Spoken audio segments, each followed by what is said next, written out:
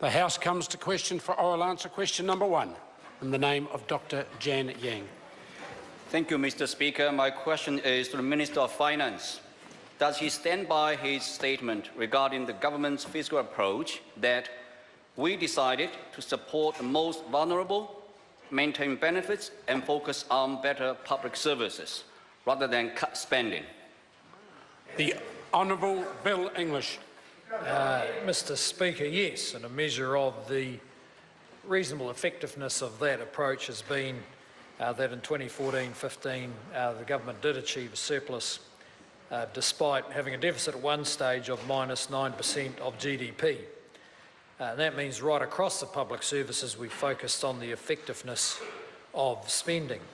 We have continued to make ongoing investment in public services such as health and education, and also ongoing investment of a considerable scale in the administrative systems of government, whether it be tax, ACC, the delivery of benefits and so on. And in Budget 2015 this enabled us to increase benefits above the rate of inflation for the first time since 1972. Supplementary. A supplementary question, Dr. Jian. How has the government's management of its finances allowed it to help more New Zealanders get ahead? The Honourable Bill English. Well, Mr. Speaker, it's enabled us to have some choices about where the small amounts of new money are directed.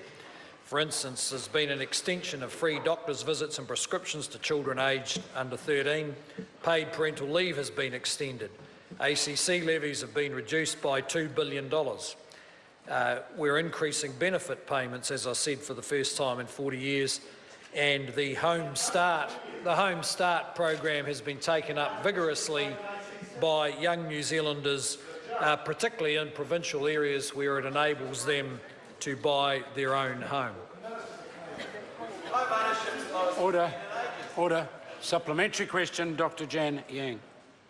How does New Zealand's economic outlook compare with the Treasury's most recent forecasts, and what impact does this have on the government's fiscal strategy? The Honourable Bill English. Well, Mr. Speaker, since the 2015 budget forecast, we've seen some significant changes. A significantly lower international dairy price, now lower real economic growth, particularly in the first half of 2015, inflation lower for longer than was expected, and a weaker world economic outlook. While there are now promising signs that after a dip in the first half of the year, parts of the economy are now picking up again, for instance, the services and manufacturing sector, it's likely that those changes since the budget will have an impact on government revenue and therefore an impact on government's fiscal balance. So the government will focus on what we can control, and that is prudent expenditure management. Further supplementary. Order. Supplementary question, Dr. Jian. What reports has he received showing growth in services and manufacturing? The Honourable Bill English. Well, Mr. Speaker, services make up around 70% of the economy. Yesterday, BNZ and Business New Zealand released their Performance of Services Index for September, which showed the largest expansion in services activity in 8 years, with sales and new orders particularly strong. The Performance of Manufacturing Index released last week shows that September was the 36th consecutive month of growth in manufacturing, the longest run of growth in manufacturing since the series began in 2002. Now, these are positive signs for the economy. However, the forecast in Budget 2015 did forecast even stronger growth for both of these sectors, and that's why, despite these positive signs, slower growth may impact on the government's books.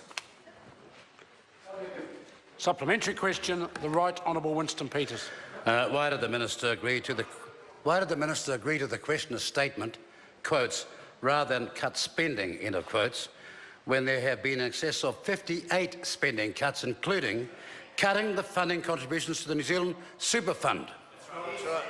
The Honourable Bill English. Oh, well, Mr Speaker, there's certainly been money moved around, no doubt about that. Well, that's because, unlike the Labor Party, we believe that if you're spending taxpayers' money on something that doesn't work, you should stop doing it. And I know they regard that as evil, but actually we think wasting taxpayers' money is pretty bad. Order.